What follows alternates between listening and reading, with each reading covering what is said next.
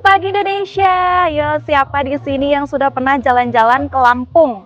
Kalau ke sini jangan bilang cuma tahu wisata pantainya aja ya. Padahal kalian bisa ke wisata lain mulai dari pegunungan, sungai, lembah, air terjun, bahkan kalian bisa menikmati wisata yang saat ini ada di depan mata kalian, wisata danau di Lana Kilalek. Mau tahu di sini ada apa aja? Yuk, kita jalan-jalan ya. Lana Kilalek adalah sebuah taman wisata yang berada di tepian Waduk Waise Kampung yang dikelilingi perbukitan.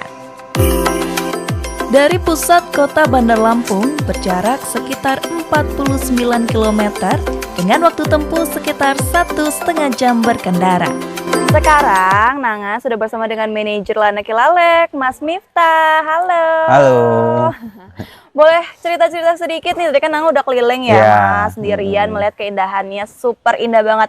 Awal mula bisa ada ide untuk memunculkan Lana Kilalek ini dari mana? Lana Kilalek ini ya, wisata alam pinggir danau. Jadi kalau awalnya kami memang kita tuh berpikir bahwa bendungan ini ada di Pringsewu, cuman tidak dirasakan oleh rakyat Pringsewu.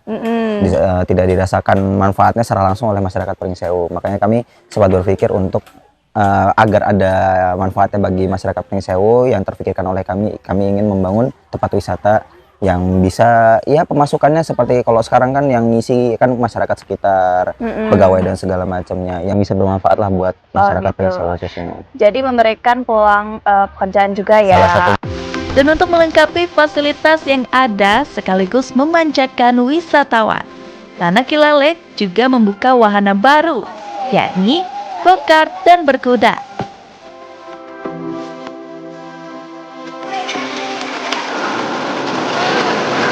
Pengunjung yang ingin merasakan sensasi menikmati pemandangan alam malam hari, menyaksikan sunset hingga menanti terbit matahari, bisa mencoba fasilitas berkemah di tepi danau. Wow, seru banget kan seharian di Lana Kilalek. Siapa nih yang mau nyusul ke sini? Aku tungguin ya. Kalau di rumah, jalan-jalan, guys.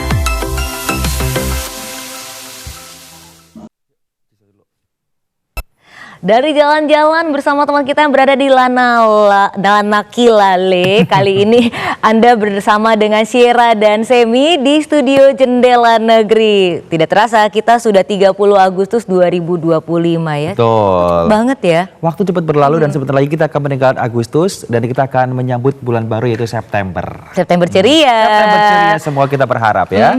Pagi hari ini yang ceria tentunya kita akan bersama-sama nih mengulik cerita tentang hobi yang menarik, yang nggak biasa, dan tentunya memacu adrenalin nih, Sam. Betul, Syera.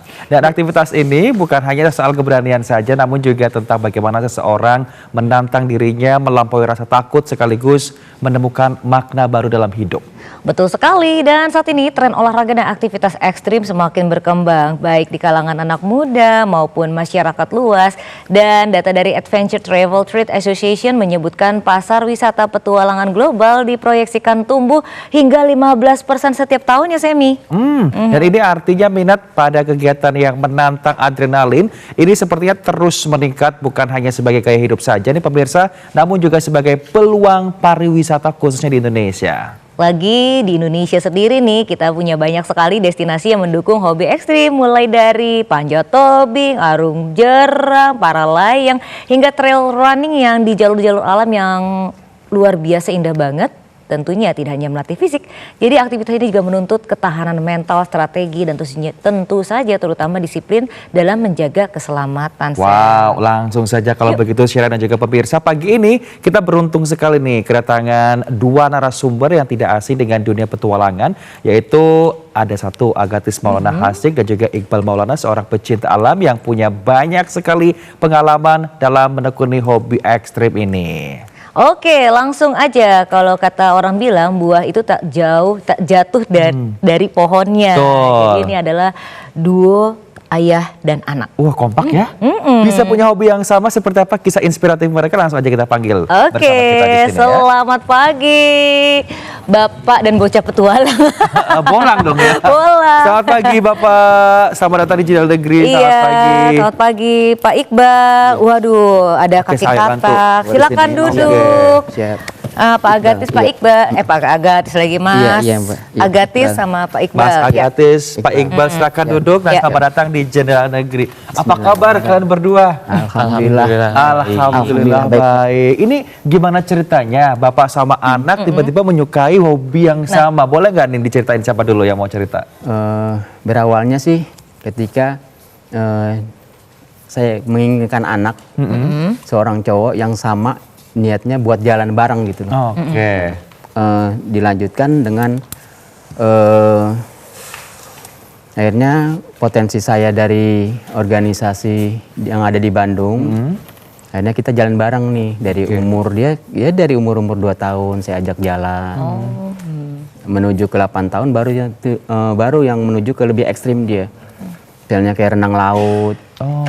Renang laut itu dia 8 tahun 8 tahun setengah, hampir 9 sih. Udah main di 1000 meter dia. Oh wow, di usia ke-8 tahun itu Pak? 8 tahun, 9 tahun, perkiraan segitu. Jadi main di 1000 meter, di kedalaman 100 meter. Jadi kita sewa perahu sama nelayan, dilepas di pinggir laut, menuju ke pulau. Saya mau coba nih, lihat nih anak mentalnya bagus apa. Mentalnya bagus apa enggak? Ternyata Oke. emang di luar Ya. ini saya lihat ada bakat, saya lihat dia. Menantang, ya renang laut aja. Oke. Perkiraan itu di 60 sampai 90 meter kedalamannya. Wow. Jadi menuju pulau dia berhasil, walaupun agak melambung dia. Orientasi renang sama jalan naik gunung kan beda ya. Kalau orang OWS disebut OWS, open water swimming dia. Dia renang. Ketika anak-anak yang perdana ini kan posisinya dia nggak banyak lihat atas ya. Iya. OS ini kan lihat ketika Fokusnya ke depan. Iya. Ya. Dia ke sana, saya ke sini. Wah, jauh tuh. Nah, akhirnya dia sampai dia di Pulau Payung kalau nggak salah. Oke. Ya dari situ saya lihat potensinya bagus. Ya udah naik nih gridnya ke gunung, ke diving juga. Kebetulan Ini dibuktikan dari beberapa Iya, alat yang iya. ada di depan kita ya. Oke, luar biasa. Oke, ini menarik ya. Itu dari kata ayahnya, dari Pak Iqbal. Tapi kalau dari Agatis, kita tanya dulu ya. Sekarang di usia berapa Agatis? Aku sekarang tahun ini 16 tahun. 16 tahun. Nah ini penasaran nih, kalau tadi ayahnya sempat bilang katanya potensinya ini luar biasa dari sejak umur 8 tahun, dari masih anak-anak seperti itu kan. Masih ada memori nggak sih waktu kecil itu ketika diceburin langsung gitu? Kan katanya mau ngetes nih anaknya sejauh mana sih keberaniannya. Perasaan kamu pada saat itu tuh melihat ayah tuh sadis banget atau gimana? Dan apa yang ingat hingga kini, memori apa? Pertamanya kan karena diajak ayah itu. Awalnya sih aku takut juga, tapi pas aku nyebur itu, pas berenang ternyata itu nggak apa-apa. Oke. Malah menurut aku itu suatu kesenangan bagi aku. Iya. Oke, Jadi dan pertama ternyata kan langsung passion senang, juga ya. ya. Karena bapaknya melihat bapaknya, oh bapaknya kayak seperti ini, jadi aku harus juga seperti itu gitu kan. Oke, Pak Iqbal, ya. ini kan Agatis masih 16 tahun gitu kan. Ada nggak pengalaman yang nggak bisa dilupakan, misalnya pada saat pertama kali di laut atau di gunung itu ada satu hal yang buat Pak Iqbal worry gitu ataupun cemas, curiga, ada nggak sih Pak? Karena Yang masih anak-anak gitu ya. Yang paling terburuk itu ini Pak, hilang di body system di diving. Ketika dia body sama saya, jadi daerahnya Pelabuhan Ratu tuh. Di Pelabuhan Ratu itu kan ekstrim ya ombaknya. Betul. Iya, benar. Karena ada undangan dari sana, saya turun dengan beberapa rekan, dia body system sama saya. Jadi ketika turun ke bawah, saya lihat di kanan kiri nggak ada dia. Saya lihat Oke. ternyata agak melambung dikit ya, agak melambung. Saya lihat, dia lihat kan pakai kode kan bisa ya, signal gini, signal gini. Dia ngeliat, wah ada tuh. Saya agak down juga, ini nih. Oh, tadi sempat hilang. Hilang dia. Gitu. Orientasinya dia nggak fokus dia ngeliat. Harusnya kan body system ngeliat ya. Kita saling lihat. Betul. Di diving itu kan sport ekstrim yang paling tinggi saya lihat sih. Iya. Jadi hitungannya per detik dia apa semua yang ada lihat prepare semuanya keilmuan. Nah ketika anak ini kan baru dia baru A1 kan ya. Nah di situ tuh saya lihat wah saya sempat nggak nafas tuh. Saya lihat akhirnya dia ngejar saya kejar dia udah temu lagi tuh dari situ tuh. Dan banyak lagi sih sebenarnya sih faktor misalnya kayak di Seven Summit dia ke 3 ya di Gunung Kerinci. Basic kita kan emang dia ini atlet renang dia. Masuk klub di salah satu Senayan lah. Iya. Saya mau coba juga nih kekuatan di gunung. Jadi saya main speed di gunung. Ternyata terlalu cepat tuh di summitnya, di puncaknya. Di jam berapa dia dulu? Setengah lima subuh sampai puncak. Oke, wow. Jadi dari pos 3 Gunung Kerinci itu biasanya orang 2-3 jam, 2,5 sampai 3 jam, kita 1 jam 1 jam 40 sampai 1 jam setengah deh. Wow. Secepat itu padahal masih anak-anak ya, Bu ya. Justru fisiknya Saya ini. mau lihat dia kemampuan dia. Nah sampai situ saya agak ini juga berkaitan sama dinginnya. Di sana angin kencang. Betul. Iya. Ayah aku dingin katanya. Wah, ayo aku dia tuh. Oke. Saya lupa bawa ini, bawa fly sheet kan ada fly sheet bisa di cover gitu ya. Dia bawa jaket tapi tembus juga. Wah, saya lihat di ransel fly sheet ketinggalan. Udah, saya ajak aja jalan lari. Jalan di tempat, jalan di tempat gitu. Ayo. Gerak terus. Sampai berapa menit? Gerak terus. Itu adalah salah satu cara gitu untuk jadi menambahkan kalau panas gitu ya. Jadi kan berkaitan sama suhu tubuh ya. Suhu tubuh kita di gunung ini kan lama-lama turun ya. Jangan dikira bahwa kegiatan alam terbuka ini yang berbahaya itu medannya. Tapi yang kalau menurut saya paling berbahaya itu adalah suhu tubuh ya. Suhu. Iya. Jadi ibaratnya kalau pengancam utama tertinggi di gunung itu adalah dingin. Jadi dingin itu Cuaca. Dinginnya itu ya. dingin, jadi ketika dinginnya itu udah ekstrim itu udah agak bahaya. Makanya saya ajak ayo gratis melangkah 1, 2 hampir 40 menit tuh sampai matahari keluar tuh. 1, 2 ya. Oke. Ya, seru banget ya. Di sini ternyata ada banyak petualangan yang menyenangkan, tetapi juga artinya ada rintangan yang juga harus dihadapi. Nah, kalau dari Ayah kan tentunya ini banyak pengalaman-pengalaman juga nih tadi ya, bagaimana mengatasinya. Nah, ketika Agathis pertama kali tadi ya dari yang menyelam dan kemudian menuju ke gunung, itu ada nggak sih perasaan yang namanya kayak trauma atau gimana gitu yang ditinggalkan ketika menghadapi problem yang tadi diceritakan oleh Ayah Iqbal gitu pada saat itu, gimana? Trauma sih enggak, tapi lebih tepatnya pas saat itu aku panik karena yang diving tadi itu aku kehilangan arah. Habis itu aku mencari ke sana ke sini, terlihat bayangan ayah, terus aku samperin, akhirnya ketemu ayah. Jadi pasti panik kalau gitu. Panik Soalnya tapi sisa bikin sendiri. tagih ya. Padahal juga kalau misalnya kita diving di laut itu kan sebenarnya nggak boleh panik, terlalu panik seperti itu ya Pak ya. Oke, wow. Kita akan ngobrol-ngobrol lagi nih masih bersama ayah dan juga anak, yaitu Pak Iqbal dan juga Agathis. Yang pastinya punya passion yang sama, hobi yang sama, menantang alam gitu. Tentunya semakin Luar biasa. menarik lagi dengan pengalaman mereka. Jangan kemana-mana pemirsa, tetap bersama kami di Jendela Negeri, tapi kita sekarang akan menuju ke reportase dulu. Waduh, si Sierla mau cepat-cepat aja nih. Kemana kali ini? Kita akan ke reportase dari Kepulauan Riau. Baik.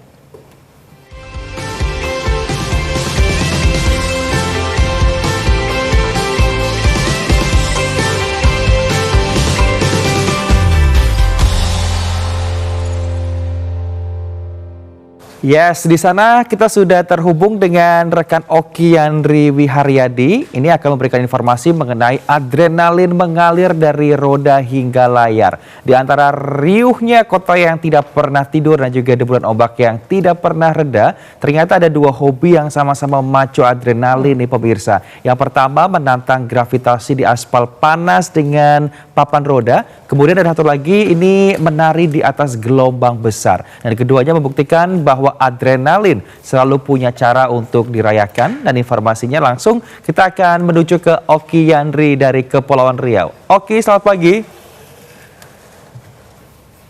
Ya, selamat pagi Syera dan juga Semi. Oki, bagaimana nih, kita penasaran dengan dua hobi yang memacu adrenalin tadi. Silakan informasi lengkapnya, Oki.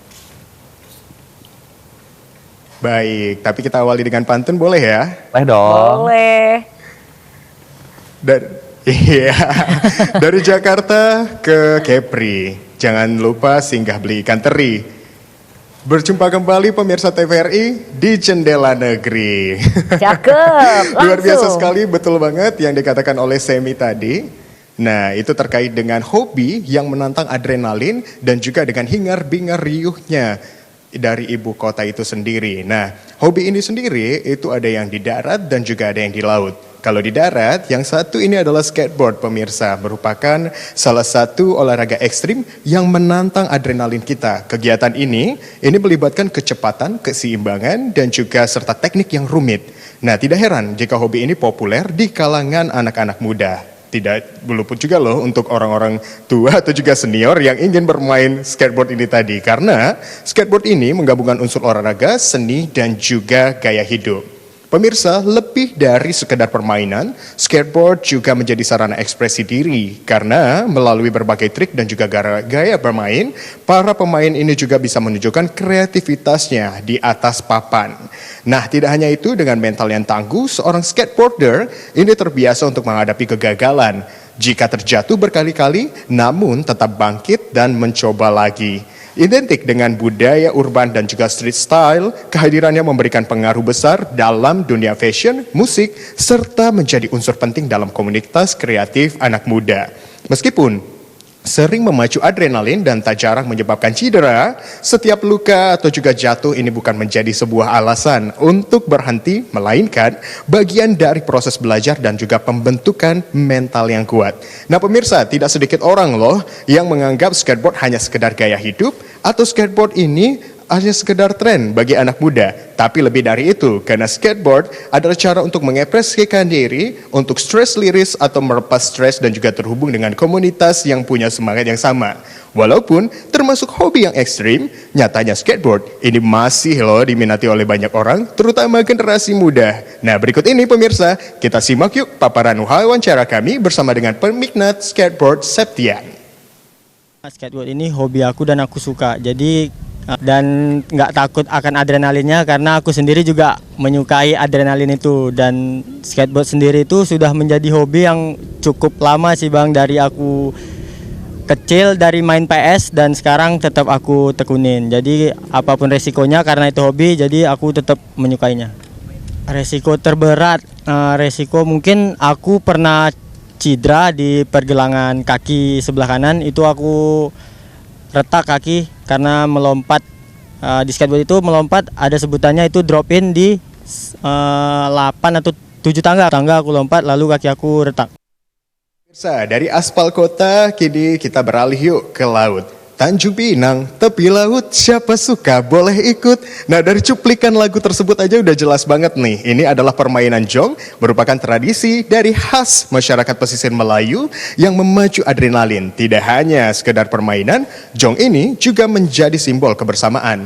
Karena setiap layar yang terkembang ini bukan hanya menantang ombak, tetapi juga untuk menjaga tradisi agar tetap hidup di tengah generasi baru.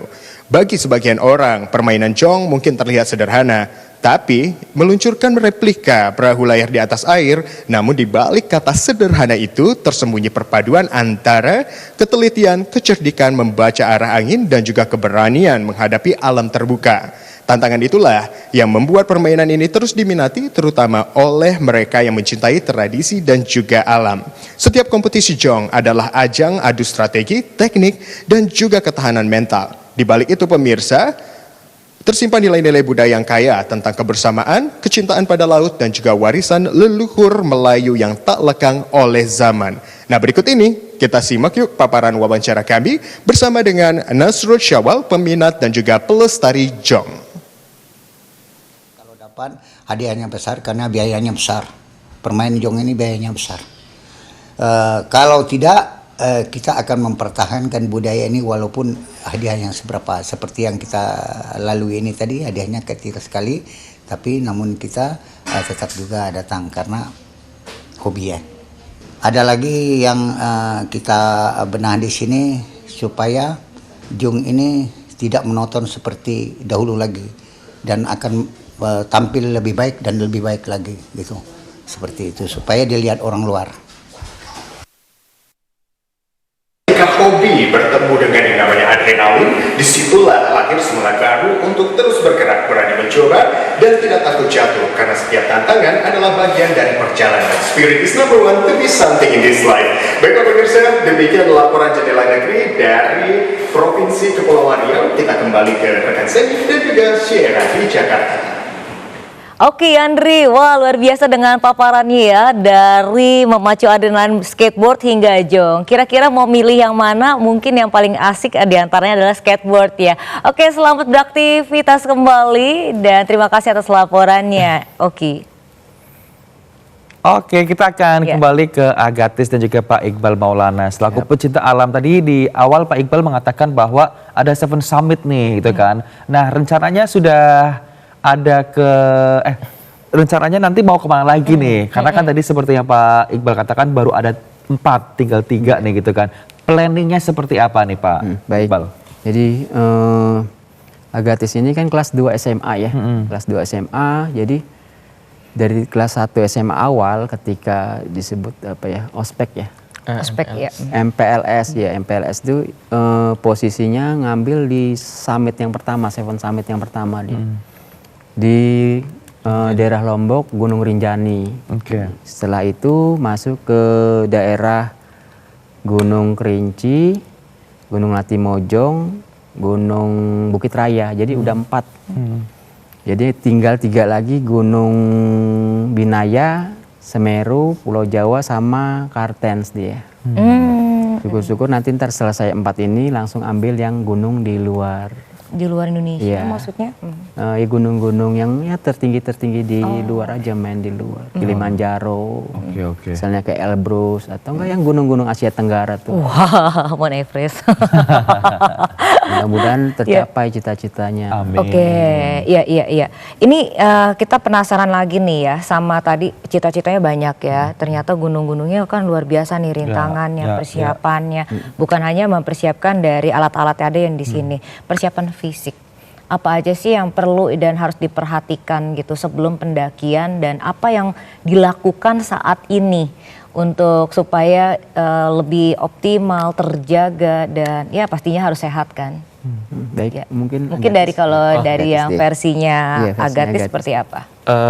Kalau untuk fisik sih kan aku tuh latihan renang juga. Jadi 8 kali seminggu. Jadi fisik aku tuh terlatih lah. Kan selain renang aku juga sering lari, sering latihan fisik yang lain-lain lah. Dan untuk peralatan juga harus lengkap kan. Peralatan harus lengkap, ya tunjuk. Kalau misal kita nggak lengkap ke atas kan nanti kalau ada apa-apa bahaya kan. Ya. Tetap mengkonsumsi vitamin dan makanan seperti itu. Vitamin pasti. Kalau ke gunung kan aku juga biasanya bawa obat-obatan, vitamin. Jadi biar supaya strong ya, seperti itu. Tapi saya penasaran nih, Agatis itu kan sudah dari kecil ikut sama ayah gitu kan. renang, diving, snorkeling, terus kemudian mendaki gunung. Untuk Agatis sendiri sebenarnya cita-citanya itu apa sih ke depannya? Tapi jangan jawab dulu. Kita akan mengetahui. Sebenarnya di balik banyaknya aktivitas Agatis dan juga Ayah Iqbal ini ternyata punya cita-cita pastikan. Seperti apa cita-citanya? Setelah yang satu ini tetaplah bersama kami Di Jendela Negeri.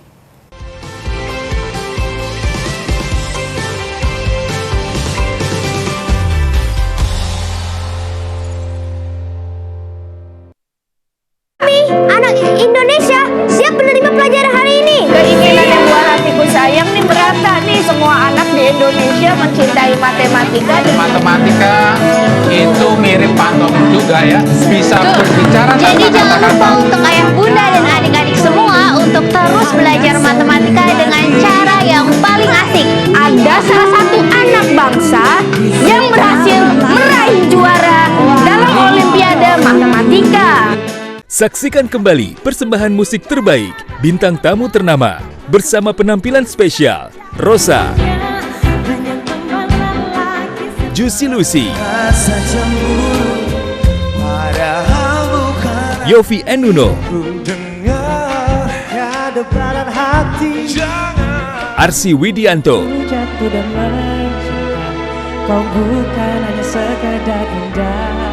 Queen Salman, Bilal Indrajaya, Iwa K, Endar Boy, Wisnu Dewanta Orkestra, Daida Dance Crew, pembawa acara Indra Bekti, kami Dia Radisti. Konser 63 tahun menerangi negeri, Minggu 31 Agustus 2025, pukul 19 waktu Indonesia Barat.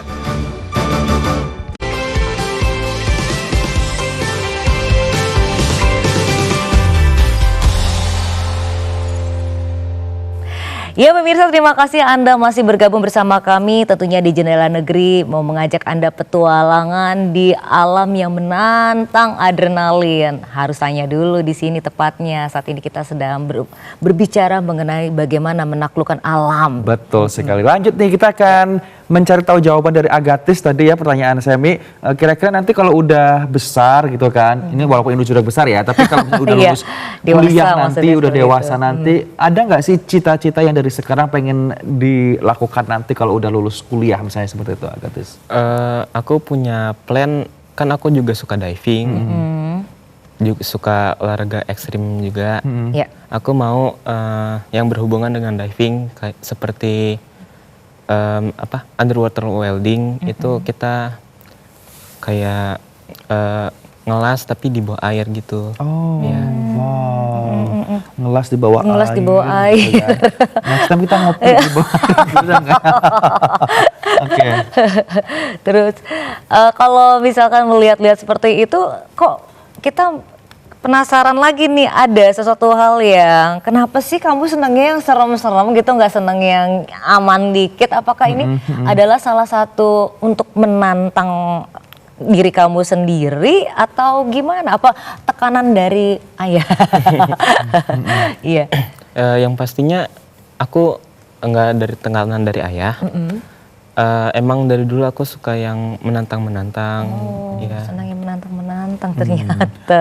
Tapi kalau misalnya ini kan Agatis ikut bapaknya nih, ikut ayahnya. Ada nggak sih kayak dari sisi ibunya sendiri kayak khawatir, jangan deh nanti kalau besar jangan ikutin ayah atau sebagainya. Ada bocoran nggak ke ayahnya nih dari? Maaf, untuk ibunya udah almarhum. Oh, udah almarhum. Iya, mohon maaf. 4 tahun yang lalu ya.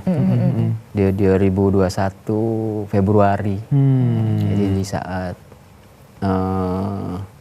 dia nggak ada, almarhum udah nggak ada, ini saya sering ajak jalan aja. Oke, jadi untuk mengisi waktu luang dan biar Agatisnya itu nggak sendiri dan agak overthinking gitu ya Pak ya. Awalnya juga gitu.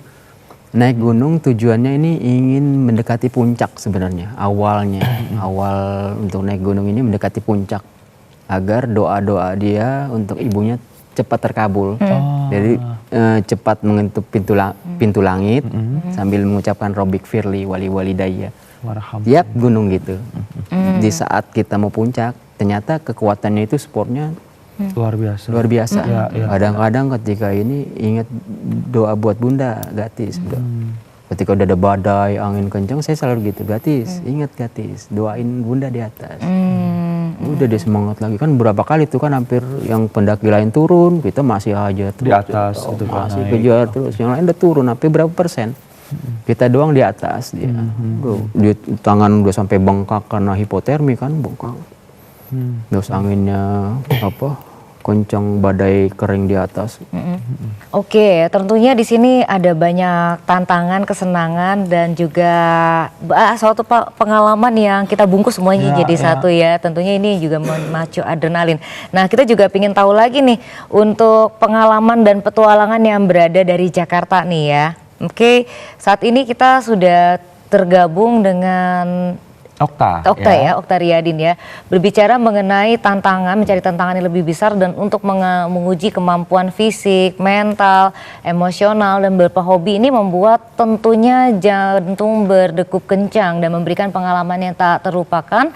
Tentunya juga masih banyak digemari masyarakat, dan kali ini kita juga akan mendengar pengalaman nih dari Okta Riyadin, apa saja sih informasi terkait yang memacu adrenalin. Ya silakan Okta, selamat pagi.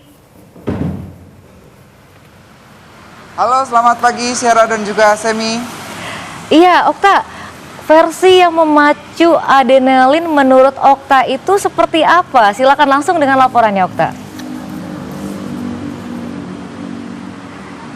Iya, baik, terima kasih Syara, Semi, dan juga pemirsa. Saat ini memang kegiatan ataupun hobi ekstrim ini sudah mulai menjamur di kalangan masyarakat dan juga individu. Tentunya kegiatan yang hobi ini tentunya kegiatan yang menantang dan juga memerlukan kebutuhan fisik dan juga mental yang kuat.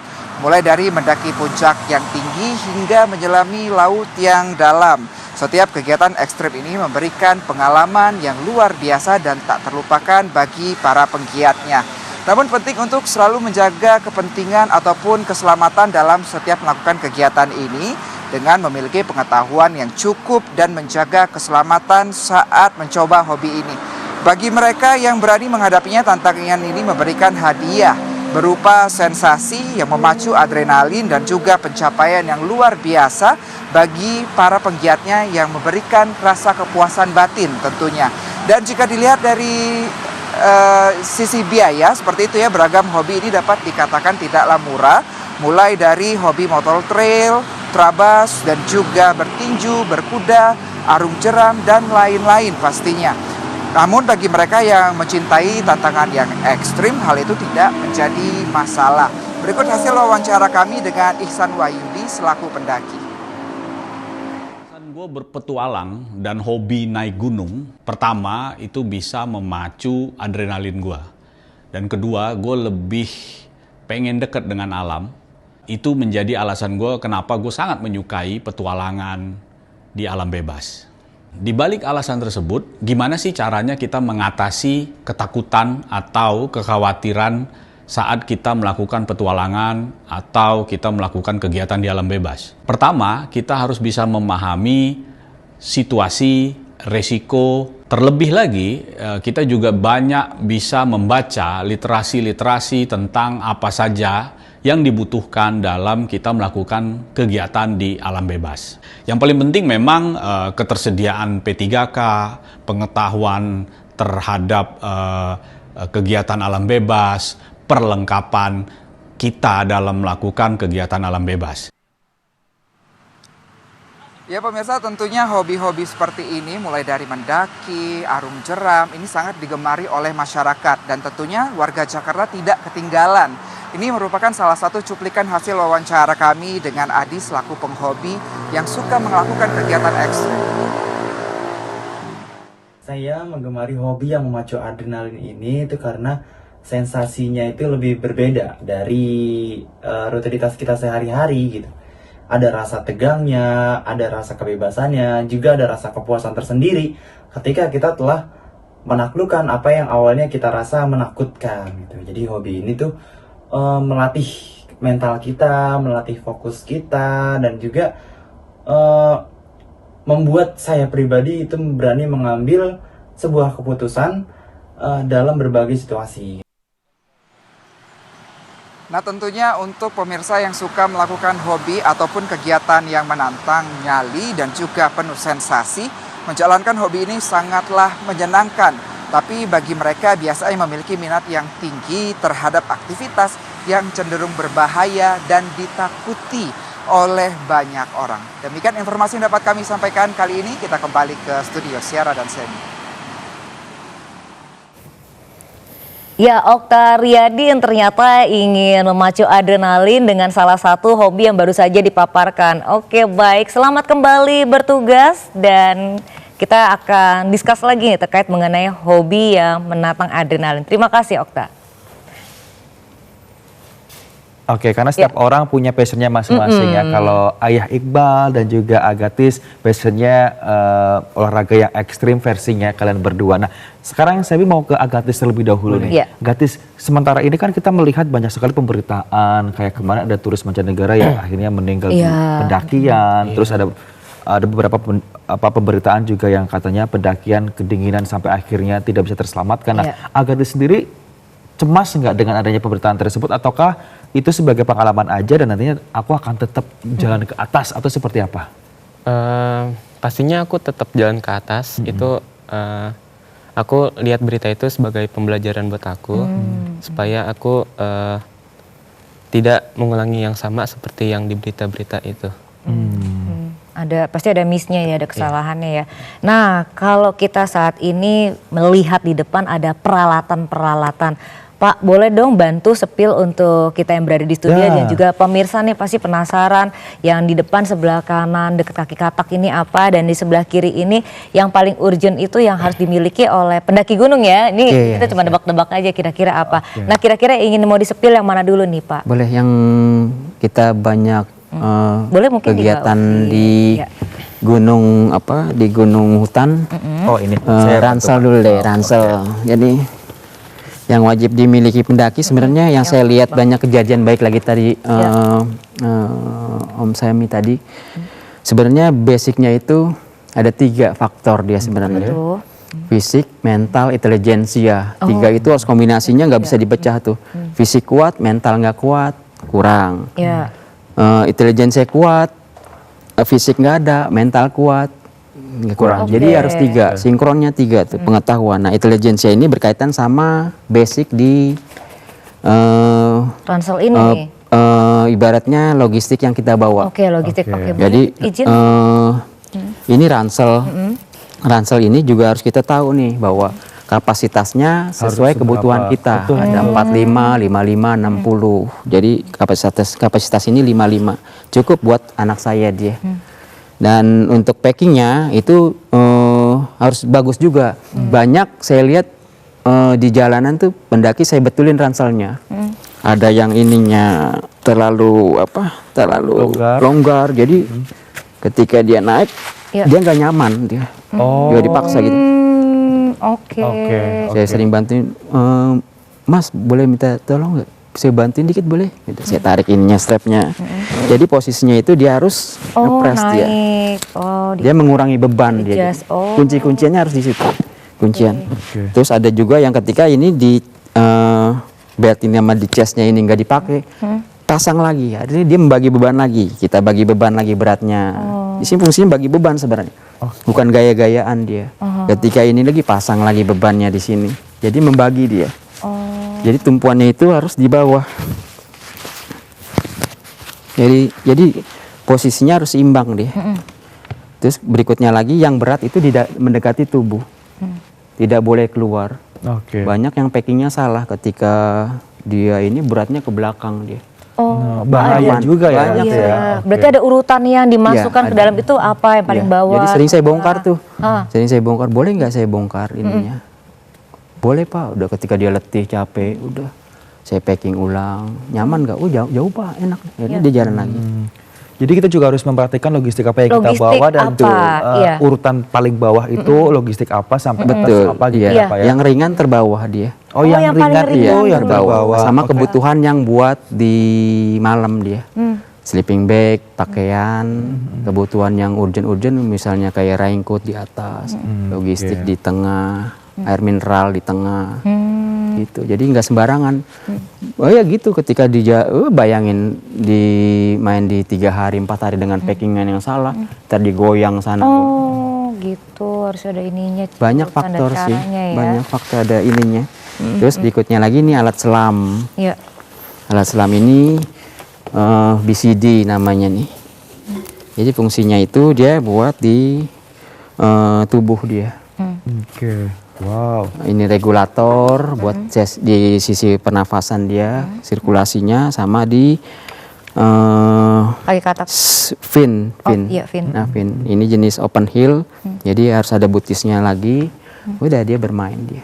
Oke, wow. Jadi ini punya sendiri semuanya. Butuh set ya. Dan butuh modelnya pastinya nggak main-main apa ya? Ya. Kebetulan alhamdulillah ada sponsor terus. Oh, ada sponsor. Rezeki anak saya nih. Ketika jalan ada yang saya kirim status. Ada nomor rekening nggak? Yaudah. Kirim. Berkah ya. Oh, iya.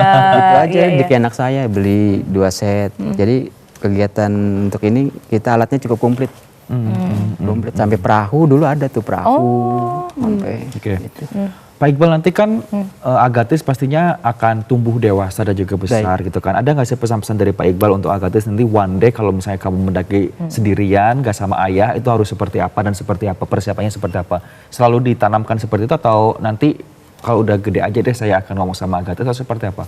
Step by step di perjalanan biasanya. Tiap kegiatan saya kasih tahu bahayanya, keuntungannya, kerugiannya. Saya kasih, nggak selalu langsung mutlak di hari itu. Jadi step by step, oh ini kesalahannya apa nih, evaluasi kerugiannya apa nih. Agathis nggak boleh ngelakuin yang kayak gitu ya. Agathis kerjaan yang kayak gini ya. Dan yang paling serem itu sebenarnya di pendakian pertama tuh. Apa tuh?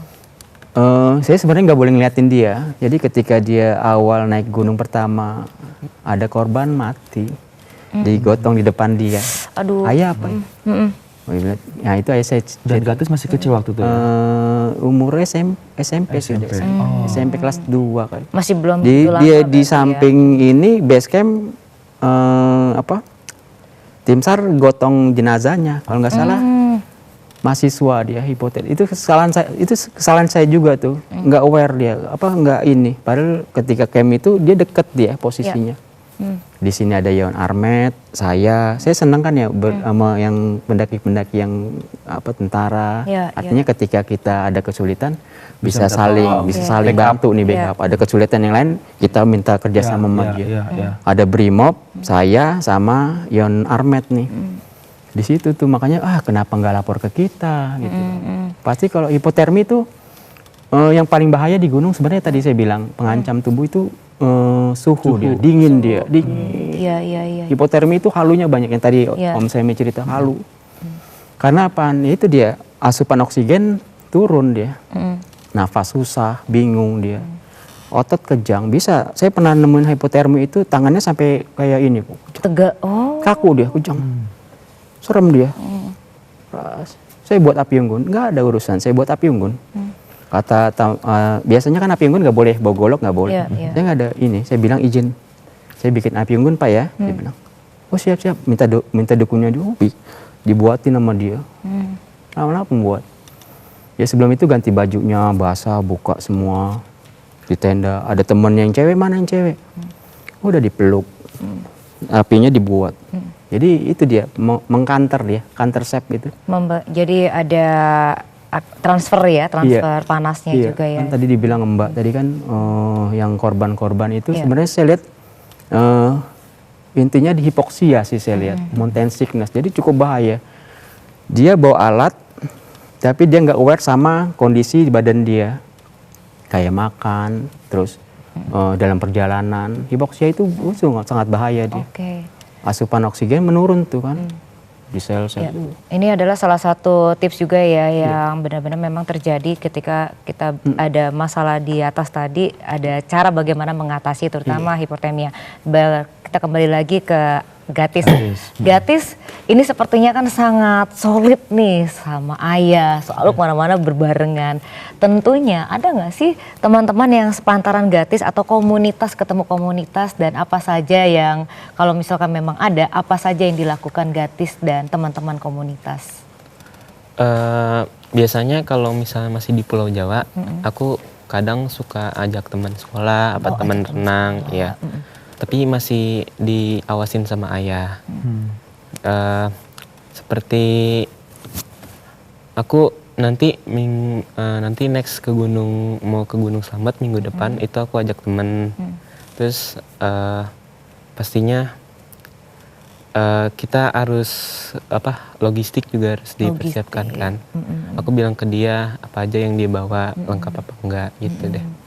Artinya teman-teman yang dekat aja ya, teman-teman bukan komunitas tapi teman-temannya Gatis dari sekolah seperti itu. Ini mungkin jadi pertanyaan terakhir untuk ayah dan juga Gatis nih. Dari ayah sendiri, kira-kira apa yang ingin ayah sampaikan kepada pemirsa Jendela Negeri terkait dengan tema kita hari ini, hobi yang ekstrim, dan juga Gatis nanti akan menambahkan. Silakan ayah. Siap. Jadi untuk penggiat sekarang ini saya lihat banyaknya penggiat alam terbuka, komunitas itu sangat membantu perekonomian saya lihat. Ya. Jadi sirkulasi keuangan itu mengalir dia ke kaki-kaki gunung, ke pantai, semua perekonomian jalan dia. Tapi satu yang harus diingat tadi safety prosedurnya. Banyak yang melanggar juga dia, banyak yang tidak mengikuti protapnya juga. Jadi disarankan untuk penggiat alam terbuka diperkuat aja basic ilmunya. Tadi 3 aja, fisik, mental, intelijensia. Ingat, fisik, mental, intelijensia. Intelijensianya apa sih? Ya udah, prepare dari alat, prepare dari ilmu. Jangan hanya fisik, mental. Jangan hanya mengandalkan saya punya uang banyak nih, saya bisa mengerjakan apa aja. Tidak, di kegiatan terbuka itu harus komplit semuanya. Keuangan mendukung juga, sangat mendukung. Jadi kalau untuk kedepannya, saya mau lihat perekonomian lebih jalan lagi aja. Kasihan kalau misalnya kayak kasus kemarin ada kejadian hilang, jatuh, meninggal, kaki gunungnya ditutup. Ini kayak yang ini kan Binaya nih tutup nih, perekonomian tutup, artinya kan sepi dia. Wah nggak jalan tuh, kasihan saya lihat kalau ngeliat. Mereka hanya mengandalkan tani. Biasanya kan di situ ada warung jalan, transportasi ojek jalan, semua bagus Pak saya lihat Pak. Kalau apalagi Cidahu, daerah-daerah yang dekat nih, Gadok, daerah mana lagi, Cihideng, yang dekat-dekat sini, jalan Pelabuhan Ratu, jalan semua. Baik, itu dari ayah. Sekarang Gatis. Menurut aku kita sebagai pencinta alam harus juga menjaga lingkungan kita. Tidak juga harus seperti persiapan itu juga. Kita harus tidak boleh buang sampah sembarangan di alam. Harus tidak boleh melakukan vandalisme. Pokoknya yang paling penting selain itu yang dibilang ayah, kita harus juga menjaga alam. Karena kalau alam kita rusak, dari yang perekonomian itu tidak bisa akan jalan. Jadi semuanya intinya dimulai dari diri kita sendiri masing-masing ya. Oke, terima kasih sekali lagi Ayah Iqbal dan juga Gatis sudah mampir di Jendela Negeri. Semoga menginspirasi teman-teman di rumah, dan mungkin ada seusia Gatis nanti ingin mencoba mendaki gunung dan juga snorkeling diving, siapa tahu karena terinspirasi dari Gatis. Gitu dan tentunya pembincangan kita ini juga bisa menjadi motivasi Anda, dan ketika Anda ragu-ragu, coba dulu dari yang terkecil. Kalau misalnya ketagihan, nah kenapa enggak untuk melakukan dan lebih fokus lagi menjalankan hobi Anda. Baik pemirsa, obrolan kita ini semoga memberi manfaat bagi Anda semuanya. Kan kita akan ajak Anda kembali jalan-jalan, jangan kemana-mana, tetap bersama kami di Jendela Negeri. Jendela Negeri, wow.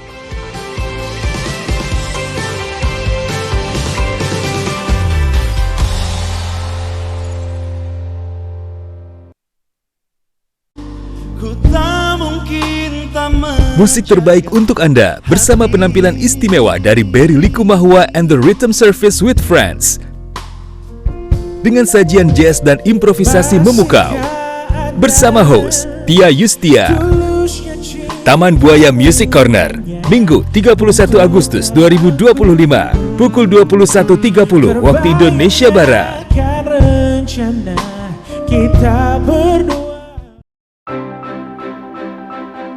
Start your day informed. Stay updated and finish strong. Only on TVRI World. Start your day with clarity and insight. Starting Point brings you all the top stories, key headlines, and live updates. Every weekday morning, 8 to 9 a.m. Know what's happening and why it matters. Midday, stay informed with Newswatch, your trusted source for fast, reliable news from Indonesia and around the globe. Join us Monday to Friday, 1:30 to 2 p.m. Then, as the day concludes, tune in to World Today from 5 to 6 p.m. A complete roundup of global events, expert insights, and stories that shape our world.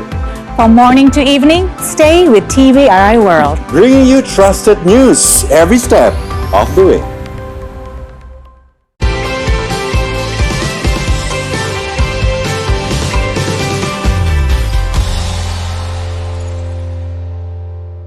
Ya, terima kasih pemirsa, Anda masih bersama kami di Jendela Negeri. Sesuai dengan janji Sierra, Semi mau ajak Anda semuanya jalan-jalan. Kemana nih untuk pertama kali, Semi? Kita akan menuju ke Kepulauan Riau terlebih dahulu. Di sana ada gasing Melayu. Ini merupakan warisan yang terus dipertahankan pemirsa. Jadi permainan gasing yang pastinya tidak asing lagi nih didengar oleh masyarakat Melayu, khususnya kota Batam dan juga wilayah Provinsi Kepulauan Riau. Dan permainan ini cukup familiar dengan masyarakat Melayu dan juga diyakini nih telah lama dimainkan dari zaman dahulu. Seperti apa informasi lengkapnya? Ini dia untuk Anda.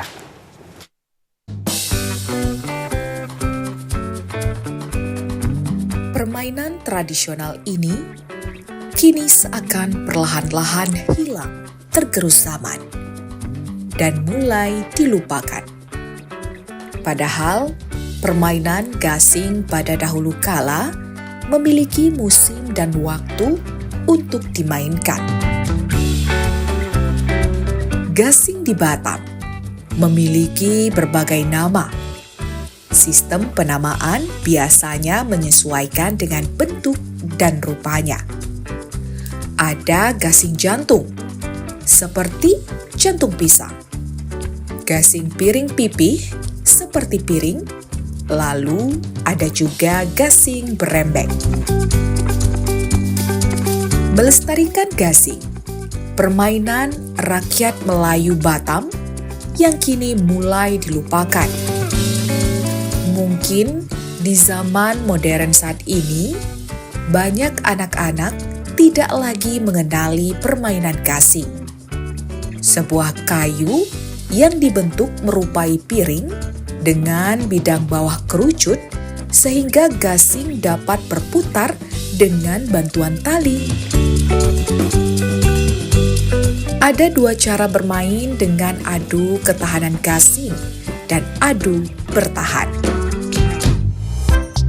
Antusias anak-anak Kria Valencia terlihat asik belajar cara bermain gasing. Permainan gasing terlihat sangat mudah, namun perlu keahlian untuk melilit tali ke gasing. Kini, ada perkumpulan gasing dari Belakang Padang, merupakan salah satu kecamatan kepulauan di Kota Batam. Dengan wilayahnya mencakup lebih dari 100 pulau. Yang terlihat semangat bila anak-anak di Batam cantar cukup semangat belajar bermain gasing. Sejak pagi mereka berkumpul untuk diajarkan oleh ahli pemain gasing dari Belakang Padang. Selain itu hadir juga sahabat dari Kampung Nongsa Pantai dan Kampung Batu Besar. Mereka sengaja berkumpul untuk bertanding. Sahabat serta anak-anak semangat melihat cara bermain gasing. Pertandingan dimulai dari pemutaran gasing yang paling lama, sampai saling adu gasing atau dalam bahasa Melayu, pangkah. Tahun ini, pemerintah akan membuat event permainan daerah agar budaya terus terjaga dengan adanya permainan perlombaan yang diadakan, sehingga dapat meningkatkan minat wisatawan mancanegara saat berkunjung ke Kota Batam. Dari Batam, Kepulauan Riau, Rizky Kurniawan TVRI melaporkan. Dari ngadu gasing ya, sekarang kita beralih ke wisata flora dan fauna di Jakarta. Tempat wisata ini menjadi tempat yang menarik dan menyenangkan untuk dikunjungi seperti wisata Flora 2025 yang menawarkan dunia flora dan fauna mempesona dan kaya akan nilai budaya serta keragaman hayati. Seperti apa pemirsa di Jakarta loh, dan ini dia tayangannya untuk Anda. Warna-warni tanaman hias mengisi area kosong di Taman Lapangan Banteng, Jakarta Pusat. Suasana area lapang ini juga kian teduh bila dibandingkan dengan hari-hari biasa. Nuansa demikian setidaknya dirasakan warga Jakarta setahun sekali saat pameran flora dan fauna yang digelar tiap pertengahan tahun.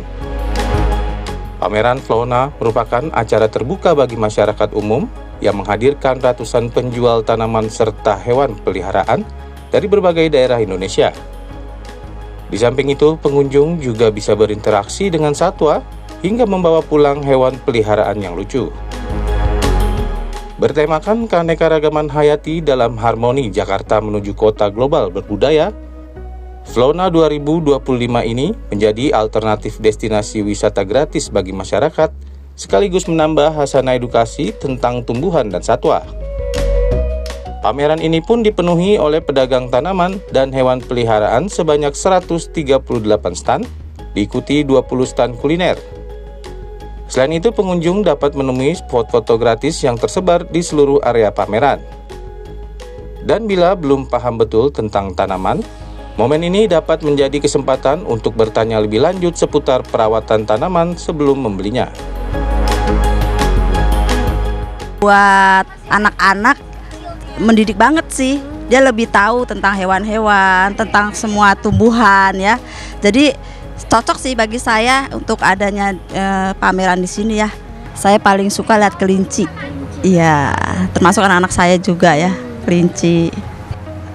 Tadi sih saya sempat nggak nanya jenis apa, tapi yang saya suka tuh memang dia yang inilah besar, terus lincah-lincah gitu ya, apa aja dia mau makan lah gitu, kasih makanan tuh di sini ada lah ya, kita beli ya makanannya gitu. Anggur-anggur ini saya suka sih, buah-buahnya juga kayaknya lihatnya menggoda ya, manis banget gitu. Kalau di perhatiin stand-stand yang tanaman lain ya, anggur ini masih primadona. Karena anggur itu masih banyak orang yang belum tahu kalau anggur itu bisa berbuah di negara tropis. Sebelum dia beli kita kasih tahu, kalau emang tempat yang nggak layak ya kita nggak kasih dia beli, karena percuma juga nantinya bakalan kita tanya jawab terus kan. Jadi kalau emang yang penting kan mataharinya 6 jam, kalau 6 jam bisa lah kita kasih dia baru beli bibit anggur. Ya alhamdulillah sejak Flona diadakan di Lapangan Banteng, tiap tahun semakin banyak ya saya lihat ya peminatnya. Kemudian di anggur khususnya semakin banyak stand yang berdiri yang mengatasnamakan kebun-kebun kebun-kebun pribadi. Jadi memang animo masyarakat terhadap tanaman anggur. Pameran Flona digelar selama lebih dari 1 bulan, sejak 1 Agustus hingga 8 September 2025 mendatang. Pameran yang diresmikan Gubernur DKI Jakarta ini merupakan salah satu upaya pemerintah DKI Jakarta dalam menciptakan lebih banyak ruang kebersamaan bagi warga Jakarta.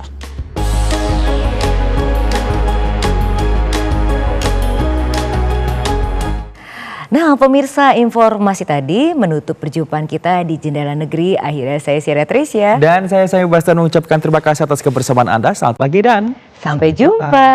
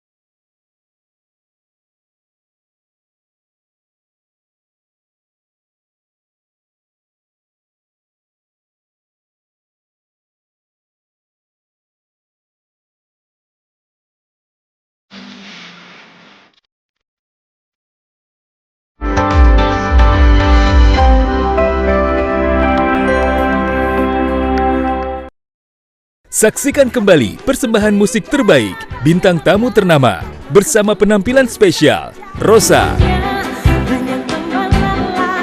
Juicy Lucy, Yofi and Nuno, Arsi Widianto,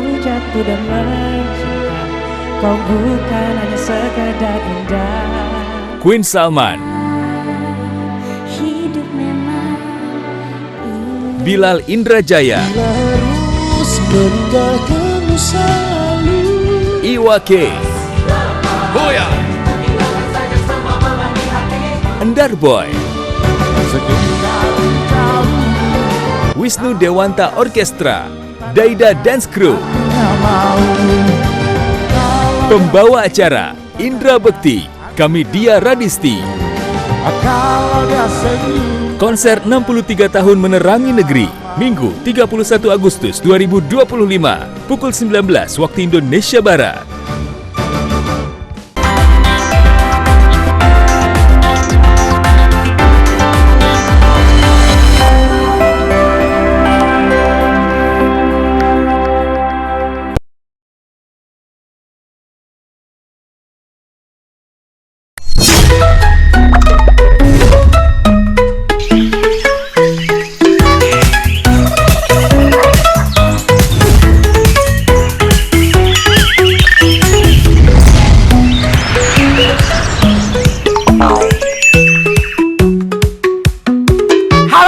Selamat datang di Tenggo dan Jojo. Nah, kasih Kak Tenggo, apa mereka udah pada pergi duluan ke laut ya Jo ya? Kayaknya belum pergi deh Kak Tenggo. Coba deh Kak Tenggo panggil deh. Oke ya, Kak Tenggo panggil dulu ya. Adik-adik, udah siap mau nangkep ikan di laut belum? Nah, tuh kan Kak Tenggo datang kan? Ini dia nih. Halo Kak Tenggo, kita udah siap mau nangkap ikan. Yakin udah siap, nanti lemes lagi pas di laut. Enggak dong, kan kita dapat makanan bergizi gratis di sekolah. Wah, enak banget ya. Iya ya Kak Tenggo, enak banget. Menunya juga enak Kak Tenggo. Oke lah kalau begitu. Peralatan nangkep ikannya sudah dibawa kan? Sudah. Mana coba peralatan ikannya? Oh itu udah pada itu, udah pakai pelampung juga. Wah udah siap banget ya Jo ya. Iya Kak Tenggo, aku juga pengen ikutan deh sama teman-teman Jojo. Jojo ikutan dong teman-teman. Ya nanti Jojo ikutan ya. Jojo udah di sini aja sama Kak Tenggo, temenin Kak Tenggo. Sekalian nungguin teman-teman di sini pada nangkep ikan. Nanti ikannya udah dapet, kita yang bakar gimana? Ide bagus tuh Kak Tenggo. Tapi dapat ikannya nggak ya? Dapat dong, kan kita udah latihan untuk nangkap ikan di laut. Oh udah toh. Ya udah sekarang adik-adik berangkat ya. Untuk mendapatkan ikannya. Siap? Siap. Oke Kak Tenggo, tunggu kita bawa ikan ya. Oke. Yuhu. Kak Tenggo asik ya kita dapat ikan nanti ya. Nanti kita bakar ya Kak Tenggo ya. Siap Jo.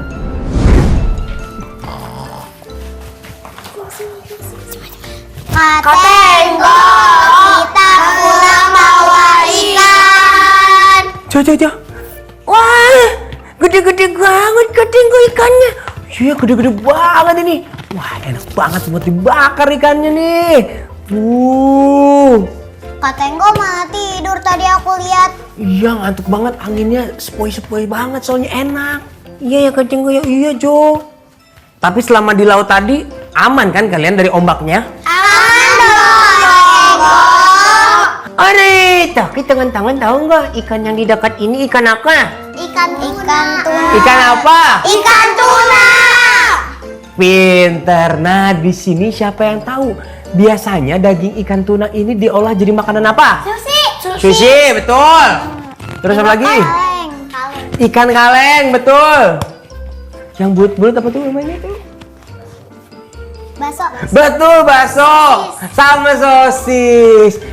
Kak Tenggo jadi lapar ya. Gimana kalau kita bikin sushi tuna? Nah, sebelum kita olah ikan tunanya, gimana kalau Kak Tenggo ceritain cerita seru? Mau denger gak? Mau! Tapi sebelum itu kita duduk dulu. Yuk, duduk dulu. cerita Katenggo hari ini adik-adik tentang ikan juga. Nah, tapi ada yang tahu nggak ikannya ini ikan apa, yo? Nemo. Ikan Nemo. Coba Violin apa? Ikan tuna. Ikan pari. Ikan apa? Lumba-lumba. Ikan hiu. Ikan hiu. Ikan paus. Ikan paus. Kalau menurut Ikan kamu, nila. El? Ikan nila. Pasti pada pengen tahu nih Jo, emang ceritanya tentang apa sih Katenggo? Nah, jadi cerita hari ini tentang ikan paus dan lumba-lumba yang mengalami masalah di dalam laut. Penasaran gak adik-adik? Penasaran! Di sebuah laut yang dalam, hiduplah seekor lumba-lumba yang ceria. Selalu memberikan energi positif kepada hewan-hewan yang ada di dalam laut. Sang lumba-lumba juga sangat suka membersihkan laut dari kotoran plastik yang masuk ke dalam akibat ulah nakal manusia. Lumba-lumba juga sering menolong manusia yang kehilangan arah saat berada di atas perahu. Namun saat lumba-lumba sedang mencari makan dengan sahabatnya si paus, mereka masih menemukan plastik yang membuat si lumba-lumba marah. Hari ini aku sangat senang. Laut ini semakin bersih. Aku rasa manusia-manusia di sana sudah berhenti untuk membuang sampah plastik ke dalam lautan ini. Syukurlah, aku sudah muak dengan sampah-sampah plastik yang ada di sini. Entah sudah berapa ikan-ikan yang terkena plastik itu. Dan untung saja aku yang menolong mereka. Bagaimana ya kabar si kura-kura yang terkena plastik itu? Apakah dia sudah membaik? Semoga saja. Dan semoga saja tidak ada plastik-plastik yang masuk ke dalam laut ini lagi. Saat lumba-lumba sedang asik bermain, datanglah kura-kura menghampirinya. Terkadang aku iri denganmu, lumba-lumba. Kau selalu ceria, seperti tidak pernah ada masalah dalam hidupmu. Hai, kau ternyata baru saja aku memikirkan tentangmu, kau sudah datang saja. Memikirkanku? Kau memikirkanku tentang apa? Aku memikirkan tentang luka yang kau alami karena terkena sampah plastik itu. Apakah kau sudah membaik? Syukurlah, aku merasa lebih baik sekarang. Untung ada kau lumba-lumba, kau telah menolongku. Syukurlah, aku senang mendengarnya jika kau sudah membaik. Apa yang kau lakukan di sini? Seperti biasa, aku mengelilingi lautan ini untuk melihat apakah masih ada sampah plastik yang bisa membahayakan kita di dalamnya. Kau masih saja dengan kebaikanmu ya? Iya, itu sudah menjadi tugasku. Aku senang sekali membantu hewan-hewan yang ada di dalam laut ini. Kau tak hanya membantu hewan-hewan yang ada di dalam laut ini. Aku dengar kau juga sering membantu manusia yang tersesat ketika di atas perahu. Dan kau menunjukkan arah pulang pada mereka. Wah, dari mana kau tahu berita itu? Aku melihat manusia-manusia itu seperti tersesat. Lalu aku muncul saja ke permukaan air. Dan aku arahkan saja mereka ke bibir pantai. Apa kau tidak takut? Mereka kan bisa saja mengambilmu dan membawamu begitu saja. Ketakutanmu itu tidak terpikirkan olehku. Dalam pikiranku, aku harus menolong mereka karena aku suka menolong. Ngomong-ngomong, apa yang kau lakukan di sini, kura-kura? Aku hanya mencari udara segar. Aku merasa jenuh di rumah. Kau memang harus mendapatkan udara yang segar agar kau cepat pulih. Bagaimana kalau kita pergi ke bangkai kapal yang ada di sana, yuk? Aku ingin mencari makanan. Kebetulan aku belum sarapan. Dan di sana banyak makanan yang bisa kita makan. Kau pasti akan kenyang di sana, kura-kura. Bagaimana ya? Bukannya aku tak mau ikut denganmu. Lagi pula aku sudah sarapan. Dan kau tahu juga kalau kakiku masih sedikit lemah untuk berenang jauh. Baiklah, tapi kau masih kuat kan untuk pulang ke rumahmu nanti? Tentu saja, kau tak perlu khawatir soal itu. Baiklah, kalau begitu aku pergi dulu ya kura-kura. Sampai jumpa. Hati-hati ya lumba-lumba. Kau juga.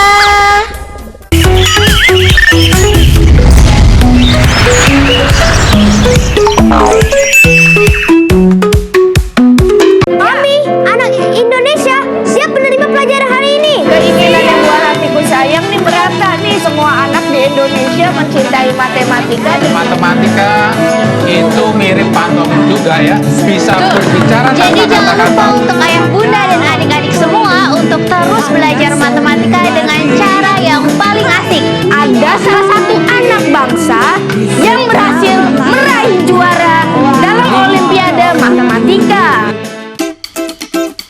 Halo teman-teman, di TVRI belajar matematika akan terasa mudah dan menyenangkan. Jadi kesimpulannya adalah segitiga adalah bangun datar yang memiliki 3 sisi, 3 sudut, dan 3 titik sudut. Apakah semua di sini paham? Paham ya. Dipandu Sandia Jayanti, serta ditemani oleh pengajar-pengajar yang asik juga loh. Belajar bersama matematika, setiap Senin pukul 9 waktu Indonesia Barat. Hanya di TVRI.